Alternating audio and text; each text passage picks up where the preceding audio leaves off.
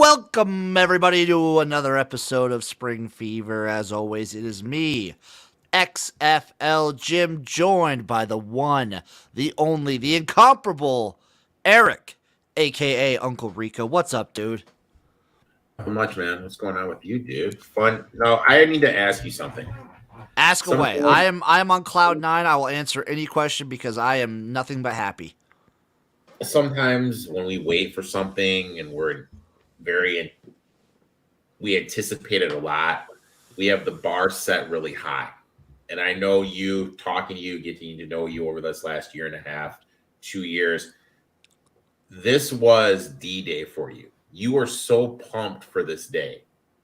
How did it live up to what you had set in your head? Did it meet expectations, exceed expectations, or go below expectations?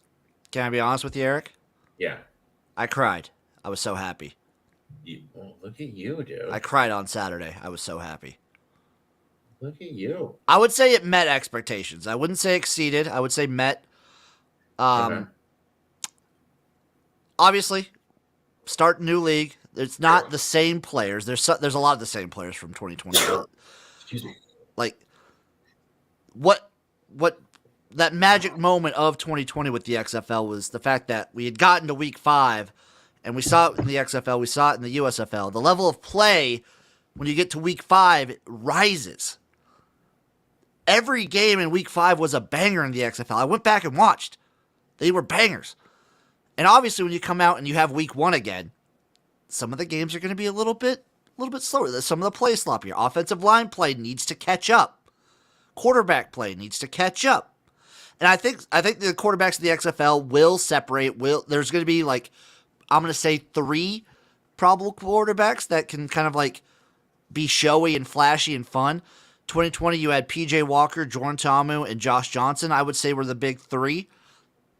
We're still waiting. We're going to wait and see who sort of makes a name for themselves quarterback-wise. That's a big part of this league. I loved hearing the refs. I loved that, even when they got the call wrong in the Orlando Guardians Houston Roughnecks game. I like the sideline interviews. I love the players. I love the rules. The one thing I can do without is announcers. The announcers keep bringing up the NFL. Stop it. Yeah. I'm just going to say that right now. Stop it, please. Mm-hmm. But I was happy. I came away from week 1 of the XFL extremely happy. Overall, satisfied with what you saw. Exactly. Overall, extremely satisfied. I know people were putting the TV numbers up on Twitter today, and they weren't fantastic. They were kind of they were good. I would say not great. So the thing to watch for that is to see how the XFL does throughout the season. Mm-hmm. We want to see what level they can keep at. Because the USFL did have, the USFL's opening week was a banger, but that was mostly carried by opening night. Yes. Now, I think, like you said, it's going to be important how they maintain it. In terms of numbers, first week after the Super Bowl, the casual fan really doesn't know what is going on. I think this weekend and next weekend in terms of viewership is going to be more telling for me. Then they're going to have that dreaded month where they're up against NCAA basketball, which I feel is going to hurt. But overall, from what I saw, I liked what I saw. I thought product-wise, visual-wise, it was good.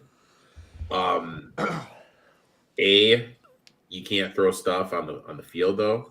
Even if No. That the XFL is about that, dude. Lemon Party was one of the highlight, maybe the highlight of the weekend for me.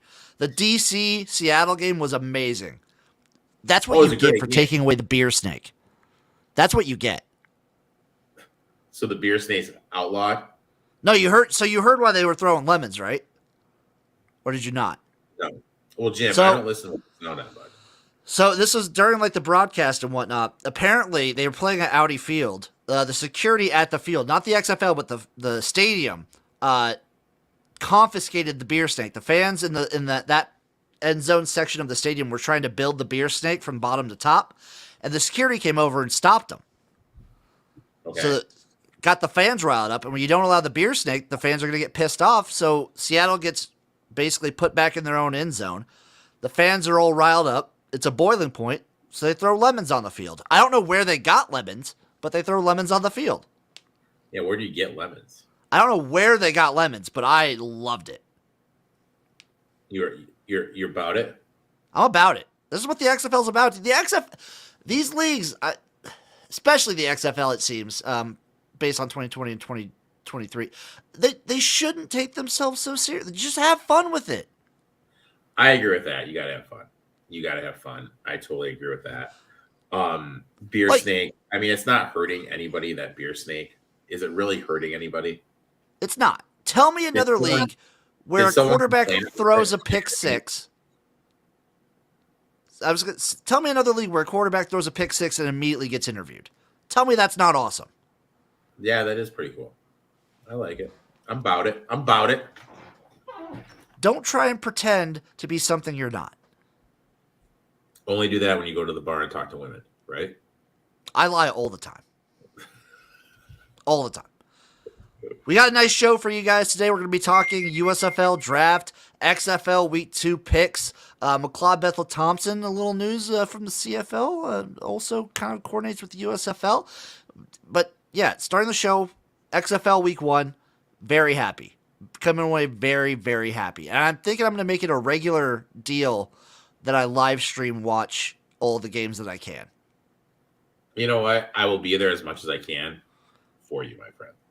I'll say this, I was exhausted both days. I put a lot of energy into this league. Some people are saying I single-handedly brought the XFL back. I'm not taking credit, but some people are saying. Word on the street. Word on the street? That's what the word on the street? Word on the street may have also given me credit for the USFL. Word on the street is my mom, but I'll take it. I'll take it. Okay. All right. Ready to talk a little USFL draft? Okay. So the draft this year, the collegiate draft. So last year, the USFL did their whole collegiate draft. They drafted like 200 some players. This year they shrunk it down to 80. Because the main reason being they're not trying to fill rosters. They're just this year they're really just going after talent. No. Specifically, Moose Johnson did say specifically guys he thinks that are like fringe late round guys, or like free agent guys. Because once you sign the USFL contract, you're not eligible for the NFL draft then. So let me ask you this. So someone like Malik Cunningham, who was drafted, since he was drafted, does he sign a contract or does he, like, you know what I mean? So the thing is with the collegiate draft, the team that drafted them, they have a waiting period to negotiate, and if they don't do any negotiating, if nothing comes to the table, if they don't agree on an offer, then that team loses all rights to that player, so they can immediately then go to like the NFL draft or do something like that. If they come up on if they accept a deal, then that team gets exclusive rights to that player. It's not like last year the league grabbed a bunch of college people and they were already under contract when they were drafted. They're not under contract yet. So hypothetically, I'll use Malik Cunningham again. Drafted by the Stallions. I decide, hey, you know what? I think I could get a cup of tea. I think I could be a late round draft pick or at least a practice squad player. I don't sign with the Stallions. I go to the NFL. I don't get drafted. I don't get signed to a practice squad. If I come back to the USFL, does every team get me, have an opportunity to negotiate with me, or is it just the Stallions? I think it might be every team. Okay. But by that point in time, when's the NFL draft? Well, it's interesting you should point that out. Uncle Rico himself's going to be at the NFL draft, my friend. And last weekend in April. Uncle Rico himself will be there. So the USFL season will have already started. Yes. Oh, that's a good point. I didn't even think of that. Yeah. So you're kind of you're risking if you don't make the NFL at that point, you're probably not getting picked up mid-season by a USFL team. Yeah. You're kind of just you're taking that shot that you're going to be taking basically a year off if you don't make the NFL. Yep. Or go to Canada. Or you're going to Canada, but the Canadian season, I think, like last week of April, the Canadian season starts in May, I'm pretty sure, or it starts in June. You're cutting it close. It's a gamble, Jim, and we're gamblers, dude. Well, this is the gamble for these players too. When you get picked up by the USFL, you're kind of saying, I might be a free agent, an undrafted free agent. I might be like a super late round guy and like cutting camps, just no one gives a shot to. So I'm going to take this year, go with the USFL, and bet on myself in that and use that as more exposure. And even more development. I fucking. I'm sorry. If I'm one of these guys, go ahead. Go ahead. I hate using the word develop or developmental because I hear so many people talk about the XFL and USFL as developmental leagues, and that pisses me off. But the way Moose Johnson says it is they're trying to turn it into they're trying to develop these players. I just don't like viewing this is me personally. I hate viewing these leagues as developmental leagues. I don't like that lens. I get it that the players want to be in the NFL. I understand. But these leagues are their own thing. I don't want them to be developmental leagues for the NFL. I don't want them to just be that, you know? But I think for them to survive, that's how they need to market themselves. I understand that's how they need to market themselves. I understand it. That doesn't mean I don't hate it. And I will always hate it. Respect. But I'm using that word just because like a player wants to bet on themselves. They're going to play in the USFL this year. And then we saw it with guys like Cavante. I think the USFL had like 80-some players get picked up by NFL teams. They didn't all stay, but they got picked up. If I got drafted, I would go to the USFL because let's face it, the reality of the situation is what? There's maybe four guys at most that got drafted that could be in a practice type or a late round draft situation. Why not go get stuff on film, widen it, and open up more doors for you? You know what I mean? Like instead of having just the Ravens interested on you, hypothetically, now I have 7 to 10 teams interested on me. It just makes more sense to go roll the dice on yourself, bet on yourself, go to the USFL, and just play the game. Well, you and me talked about it last year. Like these guys will be able to show off a little bit more in preseason just because they've played a full season of football. They don't have that tune-up period. Mm-hmm. So do you know how big the field that the USFL was drafting from? How big? Big dog. They picked 80 players. 80 players were selected. The field of the draft was 3,000.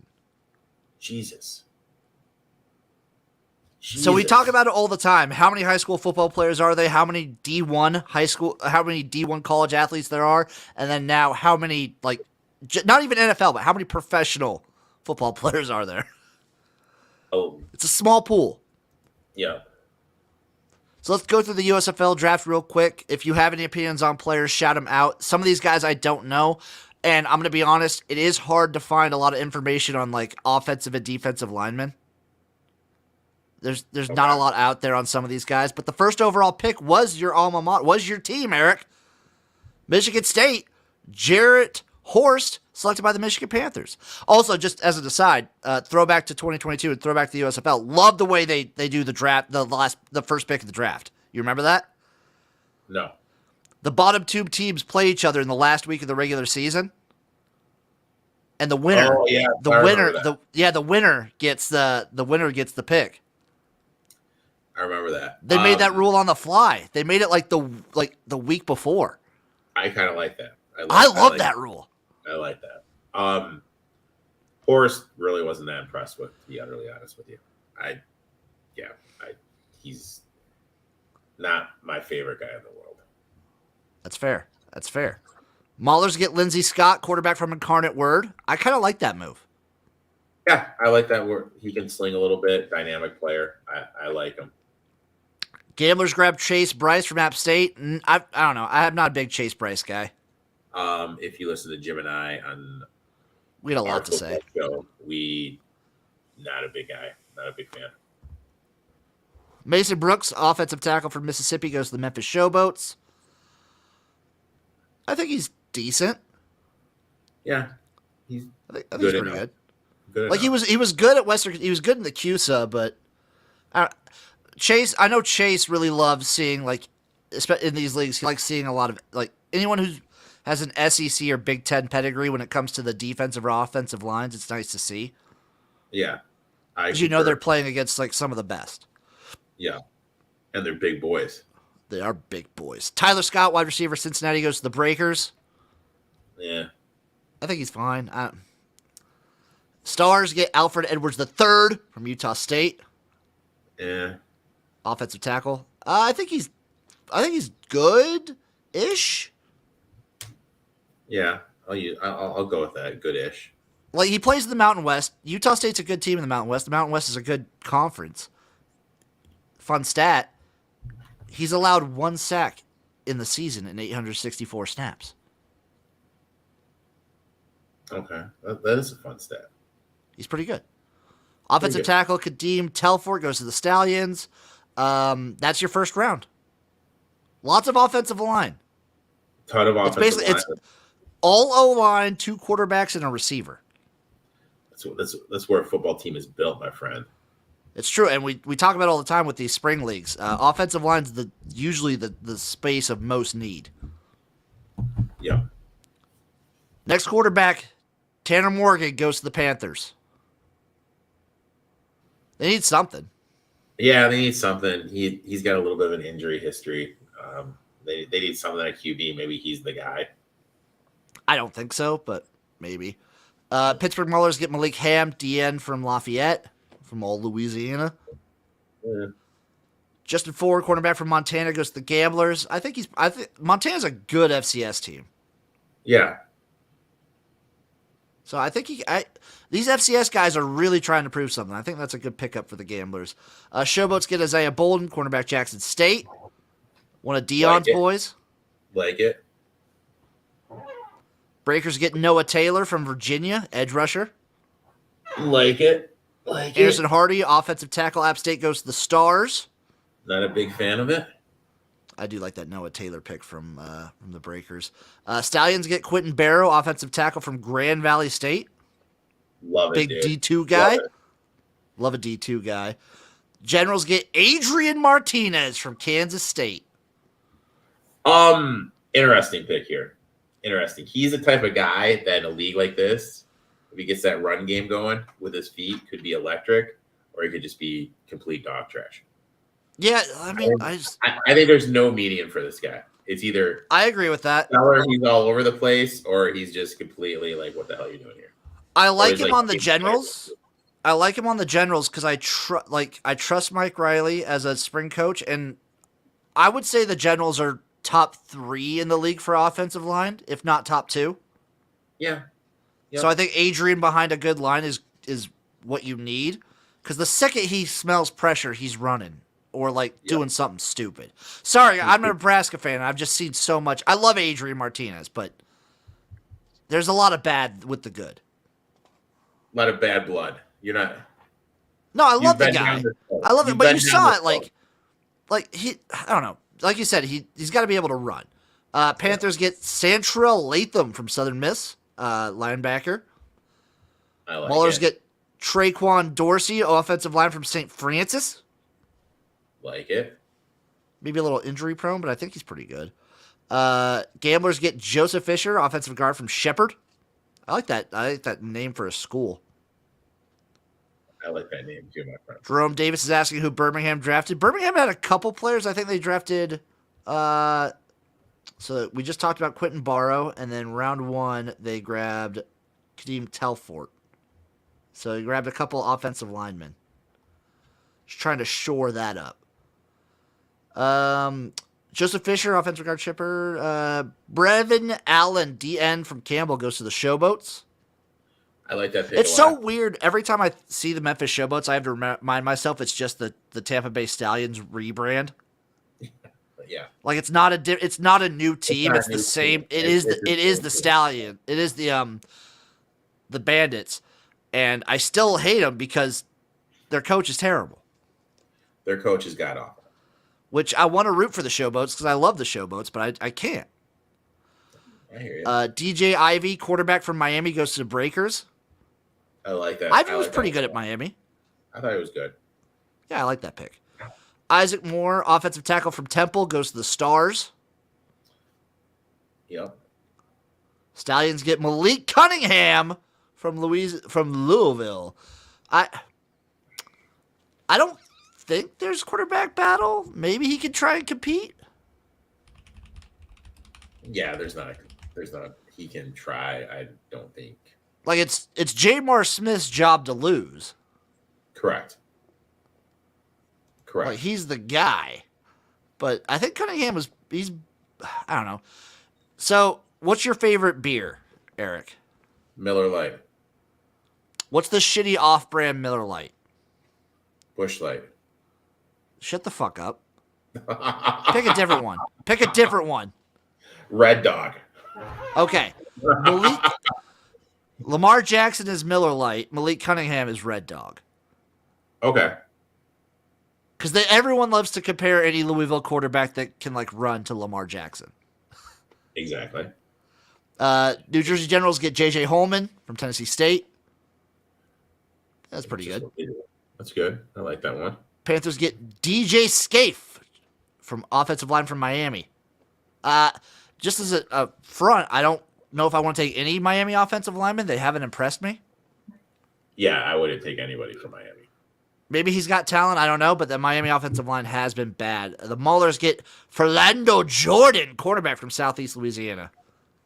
Interesting. I think he has potential. Interesting. I like the move. Gamblers get Scott Matlock, D tackle from Boise State. I think this one's interesting too. Yeah. Showboats grab Benny Snap III, DB from Northern Iowa. I like that move. Northern Ireland, traditionally good defense. Breakers get Keaton Mitchell, running back from East Carolina. A little pirate action.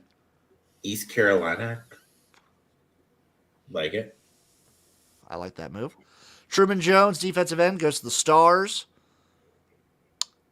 Birmingham Stallions pick up Darius Davis, wide receiver from TCU, coming off of a natty.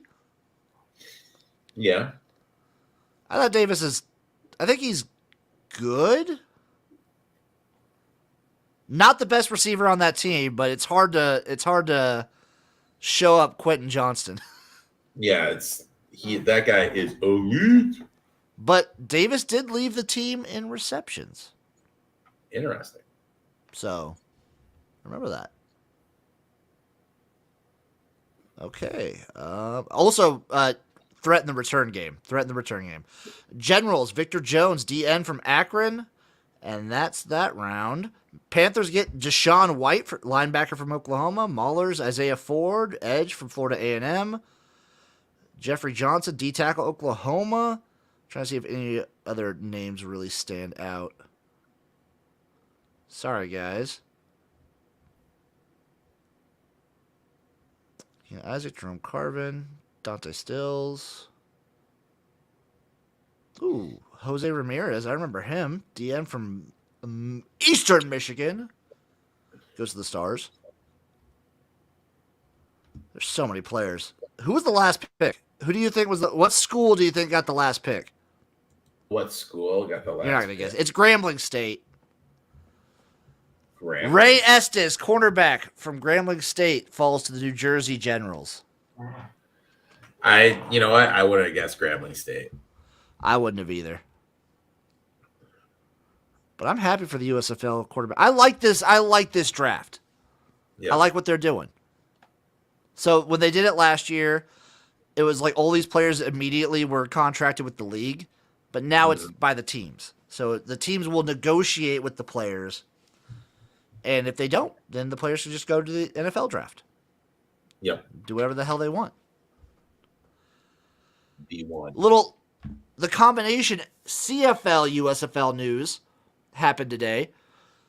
Toronto Argonauts quarterback McLeod Bethel-Thompson, after leading the CFL in 2022, I believe in passing yards, has elected to move back to the States and join up in the USFL with the New Orleans Breakers. Why? So I feel like this is 2 factors, maybe 3.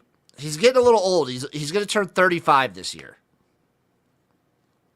So maybe he just wants to be back home, wants to be like with his like close to his family. Or like in the same country as his family at least, because I think he's from California. And then some people are saying, I don't know how much I buy into this, but some people are saying the U.S. leagues like the USFL and XFL give you more spotlight for teams like the NFL. And you did see a lot of USFL players picked up by NFL teams, so maybe he wants to go back on the practice squad grind. He's been on a bunch of practice squads, so maybe he wants to go back to that. How much did he make for the CFL last year? Let me see. Let's look. Let's see.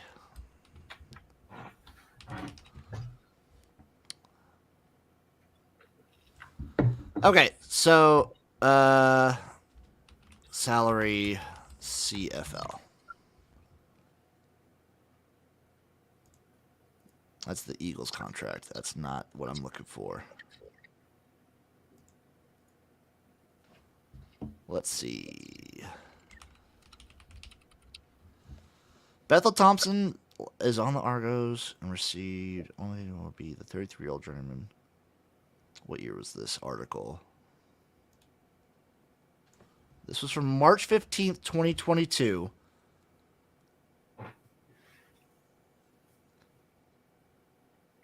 $2022 base salary, $228,000. 2022 hard money, $400,000. He was the 6th highest paid quarterback. Or no, he's not. He's like, USFL average salary. He's one of the top. Sorry, he's like USFL average salary is $50,000. Like that's a huge pay cut, dude.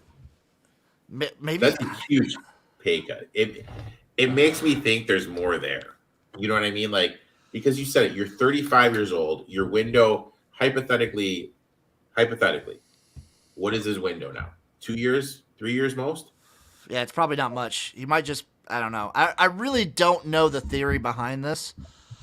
Big get for the USFL.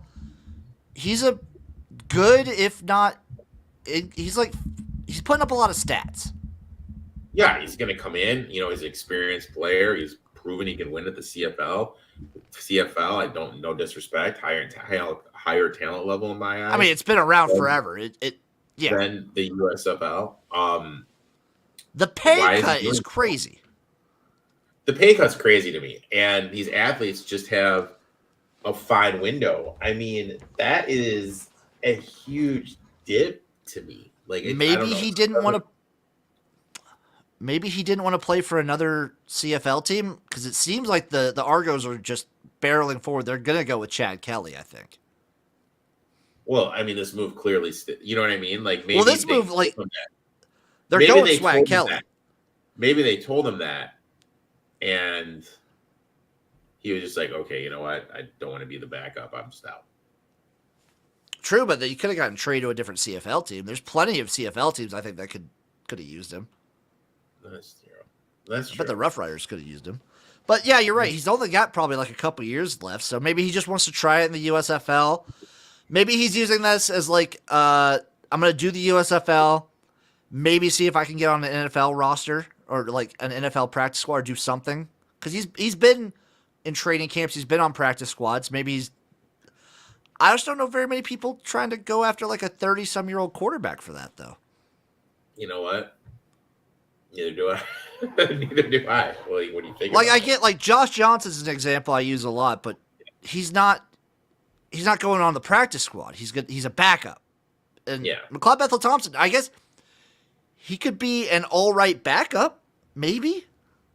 No, I don't see it as a backup. He might be able to. I would take him over like Ellinger. Oh yeah, for sure. He could be a back. You know what? Yeah, McLeod Bethel Thompson, shoot your shot. You could be a backup. I don't know how many years you could be a backup. But yeah, it's an interesting move. It's good for the USFL. And it's good for the New Orleans Breakers. Yeah. I don't know if I mentioned, but that's where he's playing. Yeah. Now, Gangbang starts at 10, Maddie, by the way, in the chat. What? You didn't see the chat? Jeez. You know Matty, Erik. I know He's Maddie. He's a sex freak. Yeah, these CFL salaries for quarterbacks are way bigger.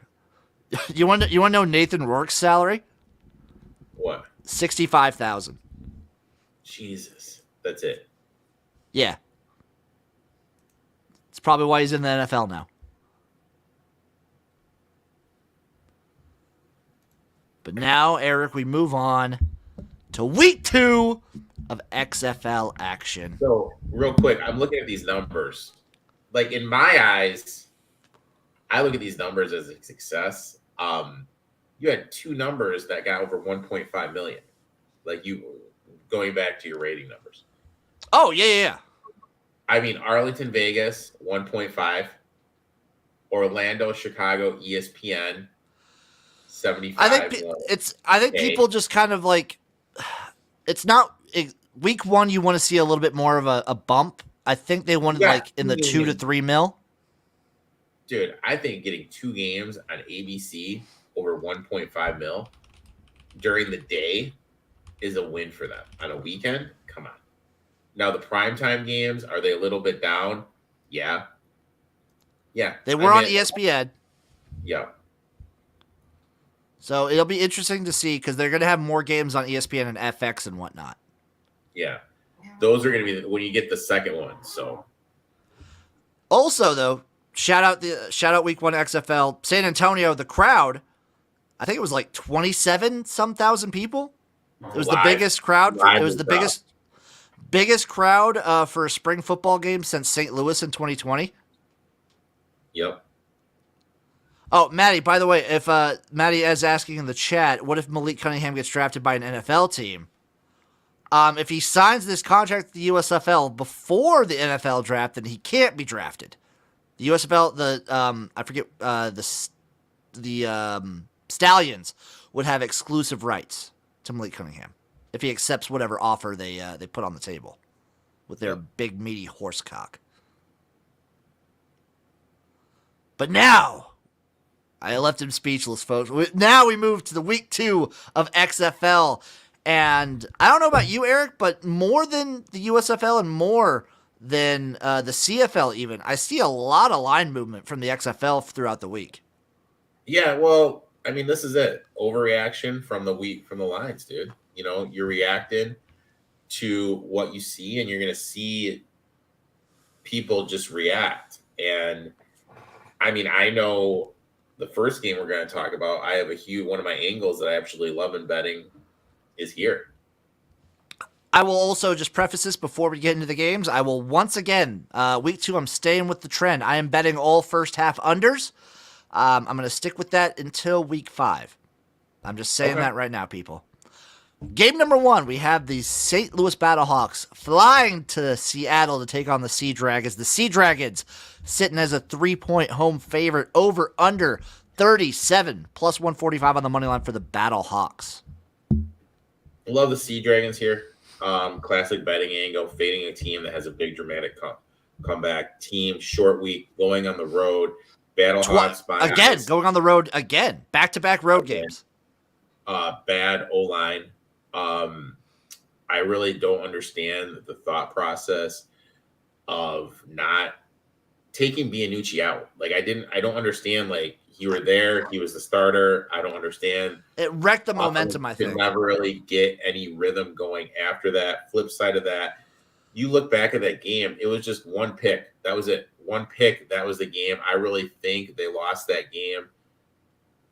Honestly, because of that pick, because of what was going on. Defensively with the defenders, and I don't think the Battlehawks defense is as good as the defenders. Sea Dragons home opener. I'm all the Sea Dragons minus the 2.5. Well, I'm adding on to that. I think the Battlehawks offensive line was the second worst offensive line we saw of the weekend. I mean, that comeback was just magical. dumbfounded. I'm dumbfounded at that comeback we saw. And I get, so like some people will ask if there's any real weight to home team advantage since both teams are traveling, but the advantage is in the crowd. Yep. You saw it. Like the Battlehawks had that crazy comeback, but if it weren't for that crazy comeback, only home teams won in week 1. Home teams went 3-1. Yep. I think Seattle, they show out, they do the opener. I'll take the Seattle Sea Dragons minus the 3. First half under 17. I might play an over 37. Yeah, you know what? I'm sticking with my guns. I'm playing over 37. I'm taking a total and a spread in every game. Total and spread in every game. So I'm taking the Sea Dragons minus 3 over 37. Game number 2. DC Defenders take on the Vegas Vipers. I will be in attendance at this game. I will be there. Vipers at minus 3 over under 36.5 plus 145 on the money line for the Defenders. That Defenders home field advantage was very huge. Defense played great. Offense kind of spuggered a little bit. There was that one pick six that obviously won them the game. Vipers looked solid. Let's be honest. Vipers should have won that first game. Vipers, to me, were the team that was expecting the least amount from, but looked the crisp, if that makes sense. I was talking about it in my recap. It was less of an Arlington win and more of a Vegas loss. Yeah. Yeah. Like 2 pick sixes is crazy. Yeah.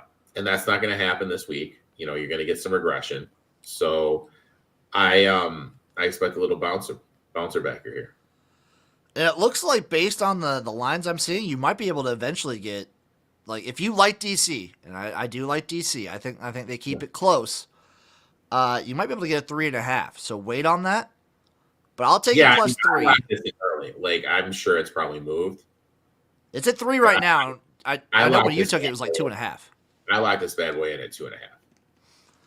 I like the Defenders at 3. I like them if it gets to 3.5. I think Vegas wins, but I think the Defenders have enough talent to keep it close. I do think they're a nice, well-rounded team. I wonder if we see more D'Eriq King. I would love to see a little King. Brought him in at the end. He had to he was the best runner for DC, I would say, arguably. Didn't get to show off too much of the passing ability. But I wouldn't be surprised, again, if you saw multiple teams trot out multiple quarterbacks again. Yeah, just try to catch a little fire, get what you got going there. I just want to see who can, like, if anyone starts to, like, get hot and sort of feel the team out. Like, you saw it in the USFL with the Generals. You saw it a little bit with the Stallions. They're just trying to find a quarterback still. I will take the DC Defenders plus 3. I will take over 36.5. I like it. Game number 3. Doubleheader on Sunday. San Antonio Brahmas heading to Orlando for the Guardians home opener. The Brahmas are a 3-point road favorite, over under of 38.5. Can I also just shout out, Jack Cohn looked way better than I expected. Yep. Now, here's the thing. I know Uncle Rico hates taking road favorites. I hate it. Won't do it. I hate him. How much of that home field do you factor into what happened with the Brahmas? Because that home field was electric. It was. And on the road, and they're playing outdoors instead of the indoors. How is that going to affect them? I don't think they'll be as good, but I like the Brahmas defensive front, and I think they're good enough to at least win. No. What is this Guardians crowd going to look like? I'm thinking, so off the top of my head, I think it's probably the worst crowd. This is just me spitballing. Florida has generally had not great crowds for these games. Maybe Orlando's different. I don't know. I haven't seen a spring football team in Orlando. I mean, I'm not betting it. I have no. It's tough. No, I'm taking the Guardians on two factors. One, yeah. Brahmas, just like you said, the home field advantage, being away from that, they're probably not as good. And also, I don't think Paxton Lynch is starting. Yeah, dude. If there's no Paxton Lynch, I would definitely look to get involved. It's either Dormady or Francois, but they said we'd see both probably. Why don't they just go with Francois? I don't get it. I don't know. He didn't play at all week one, so It's a little weird to me. it is weird to me as well. I will go with the Guardians +3. I'm going to go under 38.5 because I think the Brahmas have a good defense, and I think their offense will struggle a little bit on the road. I like that. I like that a lot. Game number 4. Also, sorry, before I get to that, fun stat, Paxton Lynch, I believe, is the only player to be benched in the NFL, CFL, USFL, and now XFL. So he has the Grand Slam. The Grand Slam. If only he would have gone to the AAF. I mean, he's got the Grand Slam. What was the one? He's been benched in every league he's played in. What was the one league that was going to start it up and then it stopped 2 weeks before? Oh, MLFB? Yeah, I think that's where he goes next. I think he might go to fan control football. Really? He might. It's a little bit more quarterback friendly, not really offensive or defensive lines, so a little 7-on-7. Yeah, I can see that. You won't be seeing ghosts.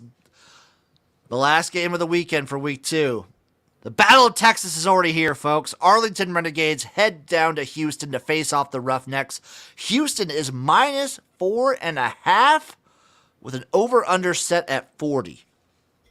So, look, I like this Roughnecks team. You and I were both very high on them going into this thing, in this league. But this is week 2. No team in my eyes should be laying more than a field goal. They did have the only blowout of week 1. I think that's I think that's what people are looking into. Yeah, it's the inflation, and people see the Renegades won with outscoring an offensive touchdown. I don't know. To me, this is just a stay away. It's another stay away. Maybe get a live betting opportunity. Those lines move pretty hard. I got the Defenders at 8.5, and I got the Battlehawks at 8.5 too. Those live lines are moving hard. Maybe a live bet the XFL people. It is, you could get some really good lines because we saw it week 1. Every team that won with the second half comeback. Yeah. Well, I mean, I was except there, for the Roughnecks. I was on your stream and it was 8.5, and I'm like, Jesus, at +205. Yeah, take that all day. Yeah, I don't know, man. This is tough. I like the under quite a bit. I like under 40. Yep. Maybe I'm walking into a trap. It's the highest total, and one team didn't score an offensive touchdown in week 1. Maybe I'm stupid, or maybe I'm overthinking it. But I like the under. I like the first half under. The spread. This was a tough spread for me. Mm-hmm. I could talk myself into either side, but at the end of the day, I'm rolling with the team that I just know is probably better. I'm going to take the Roughnecks minus the 4.5. I like but it. If you're going to be smart, listen to Erik over here. Live bet it because you'll get a better number. Yeah. But I am promising the people that I will take a spread and a total in every game. And I didn't pick all favorites. I took the Guardians. So look at you, dude. Look at you. I'm not just chalky. Look at you, Uncle Chalk over there. I'm also going to do a little cheeky moneyline parlay of the Dragons, Vipers, Brahmas, and Roughnecks. Just plus 520. Nothing big this week. Nothing to write home about. No. First half unders, I think, will give like a 12-1, though, if you parlay it. So really? Do it. Okay. Do it. And that's week 2 of the XFL. That's the USFL draft. That's everything for Spring Fever, folks. Erik, what do you got going on in life? Podcast comes out on Friday. You're going to be on it. We're going to talk some XFL. Brando and myself are going to talk a little NASCAR. Nick and myself are going to talk a little fantasy football. And my live stream came out 2 days ago on Tuesday. If you watched that, sitting at a business casual 1-0 in college basketball betting so far. Hey, nice moves, people. Nice moves. All right, folks, you guys know where to find me. XFL Jim everywhere. I will be having, so if you're listening to this audio version, it's probably dropping Thursday. I'll have my week 2 personal preview, the XFL Jim variant, out Thursday. So be on the lookout for that. And yeah, if you're in Vegas, come hit me up. I'll give you a big old smooch. I'll give you a big old smoocher. And then I'll even blow cigarette smoke in your face if you ask nicely. Oh, dude, You gotta ask nicely, though. A man of the people. A man of the people. Thank you all for watching. Thank you for listening. We'll see you next week for another episode of Spring Fever. Bye.